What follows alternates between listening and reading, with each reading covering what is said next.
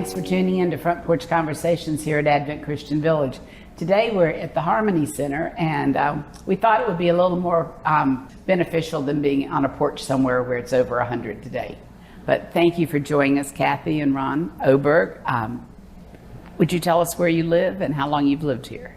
We live on Millsite Lane in Edgewood Terrace, and we moved in December 28th of 2021. We've been here 7 months. Well, from what I understand, you've accomplished a lot, and Ron has gone to work. You want to tell us about that? Yeah, one of the village bus drivers here. Enjoy it very much. Meet a lot of people and get to know them and enjoy it very much. And where did you take people last night? To Roy's in Steenhatchee, and we had a great time.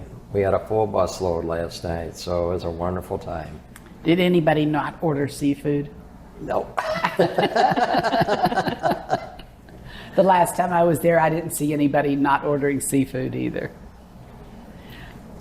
As we were leaving, I heard someone order chicken tenders, and But they weren't in our group, right? No, not in our group. Well, tell us about, Cathy, where you were born and where did you grow up? I was born and raised in South Bend, Indiana, on a farm in a setting very similar to Dowling Park. Our closest neighbor was quarter of a mile away. Loved it. I'm the oldest of four, and just loved the country life. When we first moved here, this was like coming home. And I've heard that from a lot of people. Mm-hmm. Ron, what about you? Born and raised in Chicago. I was a city boy, so it was a good experience coming out here. Enjoyed very much here at Advent Christian Village. Do you have siblings? No, I don't. Yes, you do. Well, You have a sister. yeah, a sister. Yeah, sorry. Okay. And Cathy, what about some memories from your early childhood? Well, we did a lot of horseback riding. We had horses, and we raised our own beef and pork. Had a garden that was about a half an acre big, and strawberry patch, and so we did a lot of our own things that people don't get a chance to do anymore. And I miss those times. Those were great times. Everybody collected and did their things and didn't have to worry about what was going on in the world around them. And it was a great way to grow up. And Ron, what would you say about your childhood years? Probably didn't have horses and cows in Chicago. Yes, growing up, I think one of the most enjoyable times and memories I had, we used to ride the elevated train on Sundays to the end of the line, Howard Street in the Evanston area, and we'd go for ice cream. And one time when I was on the train, I've always been a train buff. I got a chance to sit with the motorman and actually hold the throttle. Wow, that was exciting, wasn't it? Yes. When after growing up, what was next in your life? Where did you stay in that area, or? I did. I stayed in South Bend. I grew up, went to beauty school. I did hair for 25 years. Got married, raised a daughter, and now have a grandson who's 19, and that doesn't seem possible. After a while, I burned out doing hair and went on to drive a school bus for special needs kids for 20 years. And then I met Ron. And when we got married, I switched from school bus to truck. And we drove for 6 years driving as a team. And in the meantime, we moved down here then. His sister lives here in Florida, and so we knew we could drive anywhere. So we moved down here, and we lived in Riverview, south of Tampa, for 6 years before moving here.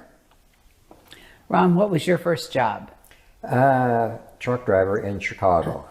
Almost 18 years of driving in Chicago, and a lot of good experiences. I can tell you, driving in Chicago. So anyways, and was married to my first wife for 32 plus years before she passed. But enjoyed my career in Chicago. Did you work for a trucking company? Yes, yes. And did that take you all over, or just? Just in the city. I have never driven in Chicago, and that's not on my bucket list of things to do. Well, they say if you could drive in Chicago, you could drive anywhere. And how did the two of you meet? We are a success story from eharmony.com. We met online. He lived in Lutz, Florida, outside of Tampa, and I was still in South Bend. And we connected on the last days of our trial times. The very last day, the computer matched us, and the rest is history. We connected, and that was that. We had not interviewed anybody for a Front Porch Conversation until about a month ago, and that was our first eHarmony connection. So now you're number 2. Okay.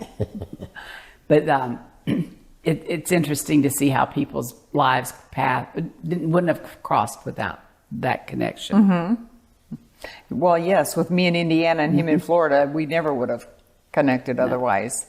And he ended up moving to Indiana because he couldn't find a trucking job down here anymore. And so he moved to Indiana and got hired within the week. And 5 months later, we got married. So. And did the two of you individually grow up in church, or? I did, yes. Yes. And what do you remember about as a child coming to know the Lord? And well, I grew up in church, but I grew up in a church that did not tell me that it was possible to have a personal relationship with Christ. Now, I finally came to that realization when we changed pastors, and I finally got to know the Lord as my Savior and have that relationship, but I was already in my 40s at the time. But I grew up thinking I was a Christian because I went to Sunday school, I went to VBS, I knew the books of the Bible, I read the Bible, I memorized verses, went to Sunday school all the time, and so I figured I was a Christian until I was enlightened and had the aha moment. But it's never too late to have. No, never. Never. And I'm so grateful. So grateful that ever since then, it's just been so amazing to see how he has worked in my life and everything that I've had to, all the hurdles I've had to jump over and just the way things have worked out, even when I didn't think that it was possible. And it did. That's a great testimony. Thank you. What about you, Ron? Probably was baptized young in the Baptist church we attended, but really didn't come to know Christ as my personal Savior until I was at teen camp, and that was in 1959. And during a flag service, teen, just what they call pop-up testimonies, and that I came to know the Lord at that camp at that time. Did you serve in the military? No. I usually ask, and I had not asked that. What was the biggest change from being a bus driver to a truck driver? The cargo doesn't talk back. That And was it doesn't the point biggest fingers thing. that she did that to me or he did that to me, right? Well, the last 10 years that I drove bus, it was for preschoolers, special needs preschoolers, 3, 4, and 5-year-olds, and they were my babies. That's the one part I really, really miss. Even after all this time, it's been 12 years since I drove the bus, and the stress level is lower on driving a truck because I'm not responsible for the lives of all these children sitting behind me. Plus, the management level is not breathing down my neck all the time. And it just was a much easier lifestyle. If you can say driving cross country, coast to coast, easier lifestyle, but it is compared to driving the bus with all the children and the way some of the kids are nowadays, the lack of respect that they have for anyone in authority and just the way they treat each other. Kids are just not the same anymore as they used to be. And I don't miss driving the bus per se, but I do miss those little babies. Well, maybe there's an opportunity to volunteer with them at some point here in the school I don't know system. if I could handle it anymore. What was your first trip together as a co-team driver for trucks? Do you remember? I'm not sure where we went the first time. The very first time, one of the first, I don't know if it was the first or not, we had a load from, our home base was in Ohio, Uniontown, Ohio. And our first load, I think, one of the first ones took us to Virginia, the coast. And that was one, and then down to the Carolinas. Being a home girl, I just had not traveled in the world like, or the country much at all. And so this was all new. I was one of those people who get out there and you rubberneck, exciting and stuff. He says, it'll still be there. I know, but yeah. And then it wasn't too long, maybe about a month or so after we started driving as a team, we got a load that took us from Virginia to Washington State for the long haul. And I thought that was pretty neat. I'd never been to Washington State, and it was just really exciting. And you do, as I understand, you would stay in the cab of the truck? And... Well, you've heard of tiny houses. Well, these were micro tiny houses. We lived for 6 years in 96 inches. Oh my goodness. Yeah, that's how the size of a sleeper on a truck. We had a Murphy bed that was a full-size Murphy bed, and when it was up, it was a table and chairs, or benches, I should say. We had almost all the comforts of home. We had a convection microwave, so I could bake. We had a side-by-side refrigerator freezer, the college size, the short ones. We had a sink with hot and cold running water tanks. We had satellite TV with a DVD player, so we could have television wherever and stuff. The only thing I couldn't do was boil an egg. Because you didn't have a hot plate? No, didn't have a hot plate. I had an electric kettle for boiling water for oatmeal and that kind of thing. And I took a small crock pot and a small frying pan. And we did fine. We would be on the road 2 to 3 months at a time before we could come home. So you would take from Virginia to Washington State and then have another load? We would just go from place to place to place. And we would, when we felt that we out of necessity needed to come home, we would just let dispatch know, try and work us that way. And so usually they did pretty well. We stayed out longer than average people did, but we knew we wanted to be home for Christmas. My grandson's birthday's January 2nd, so we would make sure we'd get home in time for Christmas and stay for 10 days, and that took care of his birthday and everything. And we never came home on Thanksgiving, because if we did, we couldn't get back for Christmas. So we always managed, we worked around things that we needed to be home for. Tax time, we made sure we came home so we could get our taxes done and that. But for the most part, we were on the road. Kind of share the Murphy bed story with a little humor. We were in the Poconos in Pennsylvania, and I was driving, he was sleeping.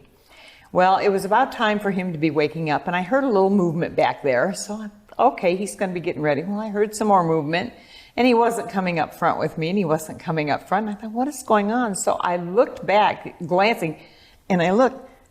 The bed had closed. Oh, no. And he was stuck in the Murphy bed, and there's nowhere to pull over off the road anywhere. And I started giggling because I hear this voice going, help, help, help. When I finally found a place to pull over and I went back there, I said, why didn't you holler? He said, well, I didn't want to scare you. And I was laughing so hard I couldn't pull the bed down. Fortunately, he was not injured, but the clip had broken that holds it down. The clip had broken, and we didn't know that. And he had rolled over too far, and it just closed right up on him. Yeah. How long were you trapped? I don't know. Seemed like a long time. Maybe half an hour, yeah. Oh my gosh. Yeah. That was, yeah. Experience to remember. We had a few experiences like that. Are most trucks equipped with a Murphy bed, or do they have some other? Some are. Some have bunks, just a single bunks. But our Murphy bed was a full size, and the trucks that have bunks usually don't have table and chair or benches and chairs. So table and benches. Sorry.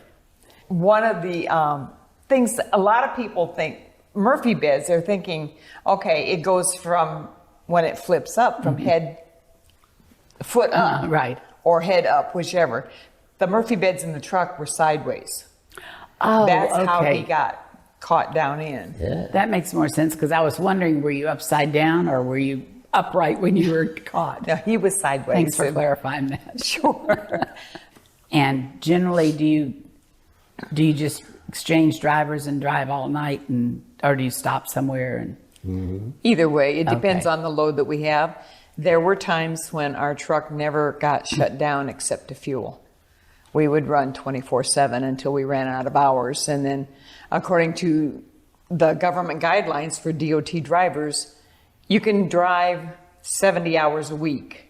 And then after that, you have to have a 36-hour reset. So a lot of times we drove until we were out of hours. And then we'd sit and wait, and they'd call and say, well, we got to run for you. And I said, we don't have hours for another 18 hours. We just can't. Sorry. So, but it was an experience, and it's one I'm glad we had. well, it certainly gave you a lot of time to get to know each other, right? That it did. That it did. Like, would you go take a walk? Or I've noticed, particularly in rest areas now, there are a lot more female truck drivers than I ever Yes, realized. yes. And some of them not driving is couples. No, there are a lot of single females out there driving truck, yeah. Funny story, I was with some friends and we were pulling their camper, and we had pulled into a rest area that was, I'm not sure if it was, I think it was a rest area. But this woman came out of the restroom and she was struggling with this bottle of water. And she finally looked over at my friend's husband and said, I'm embarrassed to ask you, could you open this bottle for me? And he laughed and he said, I'm not sure I can either. But he did. But she said, I can do anything in this truck, but I can't open this bottle of water. And I was looking, she was short, and I was thinking, how's she even going to get in that truck, It's not that hard. It's not okay. No. It's a whole lot easier getting out, though. You just turn sideways and slide down. I think a good experience we had was in our trucking career, is we were at a truck stop at one time, and we had our meal, and we were done, and somebody saw us that we had prayed before we ate, and they paid for our meal, and they didn't want them to know that they had paid for it. So that was an experience. And, I've had similar experiences, and people just don't pray in public for the most part like that. No, it's a they great don't. witness. Yeah. And obviously it was meaningful to someone else too. But we were able to see relatives that live all over the country. If we got near someone, I'd call them on the phone and say, hey, we're going to be here. You want to meet up for something? A lot. And that was great because they were people that I hadn't seen in years. And it's wonderful. Didn't get to see all of them, but we did a lot. Is there any state you didn't travel in? Alaska and Hawaii. You wouldn't drive to Hawaii? My grandson asked me. He was so young at the time. I said, Caleb, you can't drive a truck over the ocean or under it. It doesn't work. We did not go into Alaska because you had to go through Canada, and I didn't want to deal with the paperwork going in and out of Canada. It's not bad going into Canada, but coming back out, the paperwork was just unbelievable. And if you didn't have every I dotted and every T crossed, you got stuck there. We know of a few couples who, for what, not necessarily for the paperwork reason, but for whatever reason, got stuck in Canada for the weekend because they just couldn't let them across the border. And I said, we're not doing that. So fortunately, we were driving with FedEx Custom Critical, and that's the door-to-door service. And we were able to pick and choose the runs we wanted. It was not forced dispatch.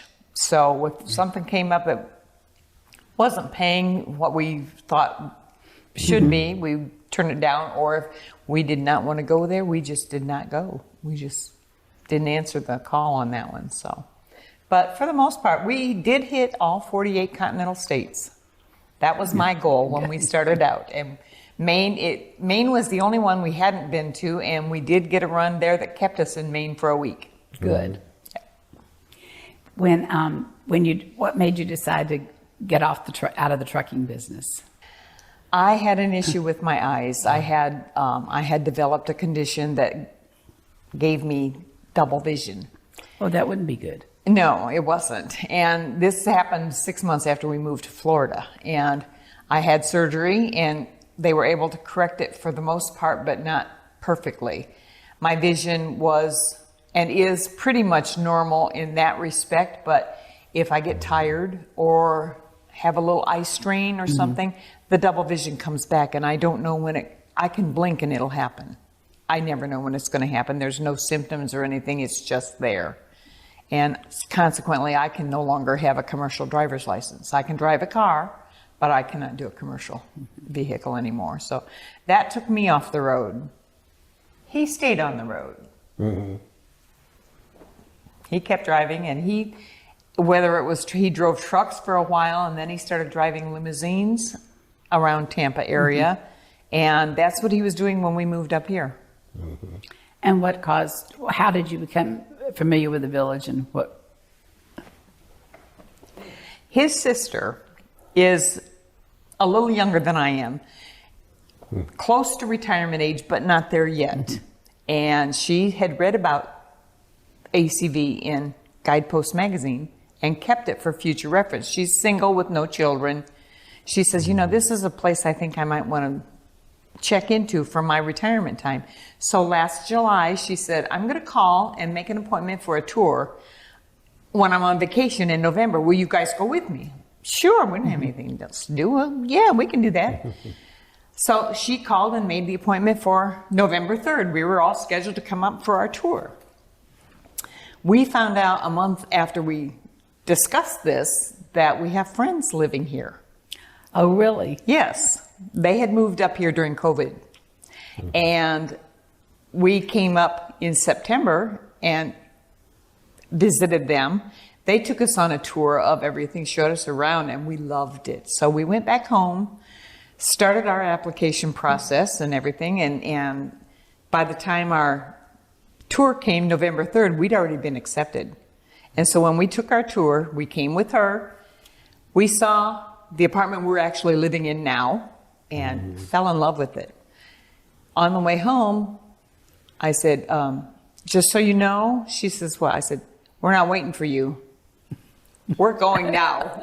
So if we can sell our house, if it's God's plan that we come, our house sold in 2 weeks. And we were here.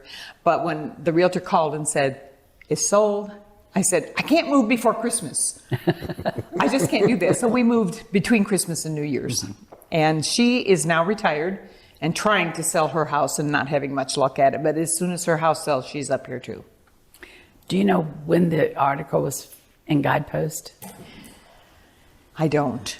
I want to say at least a couple of years before she read it, and she had filed it away for future reference. So I don't know. She would tell you. She's got a brain for dates and details like that. I would be interested in knowing that. Okay, I could probably find out and let you know. That'd be great. Sure. A nice little tidbit of trivia. Absolutely. And maybe we should have another article. If it's Maybe. So. What have the two of you gotten involved in since you've been here, other than driving the bus?